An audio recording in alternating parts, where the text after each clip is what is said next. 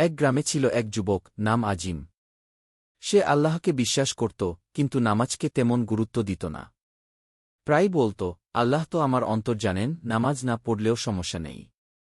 একদিন আজিমের এক প্রিয় বন্ধু হঠাৎ অসুস্থ হয়ে মৃত্যুবরণ করল। জানাজায় অংশ নিতে গিয়ে সে দেখল, সবাই কাঁদছে, সবাই দোয়া করছে, কিন্তু মৃত বন্ধুর জন্য আজিম কিছুই করতে পারছে না। তার অন্তর কেঁপে উঠল। সেই রাতে সে এক অদ্ভুত স্বপ্ন দেখল। স্বপ্নে তার সেই বন্ধুকে দেখল, যাকে চারপাশে আলো ঘিরে রেখেছে। আজিম বিস্ময়ে জিজ্ঞেস করল, তুমি এত আলো ঘেরা কেন? বন্ধুটি হেসে বলল, এটা আমার নামাজের ফল।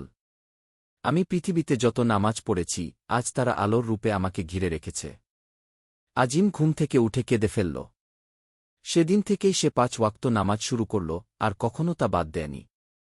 শিক্ষা 1. নামাজ শুধু ফরজ নয়, এটি আমাদের আত্মার আলো। 2. নামাজ মানুষকে শুদ্ধ করে, সৎ পথে রাখে এবং মৃত্যুর পর জান্নাতের আলো হয়ে যায়।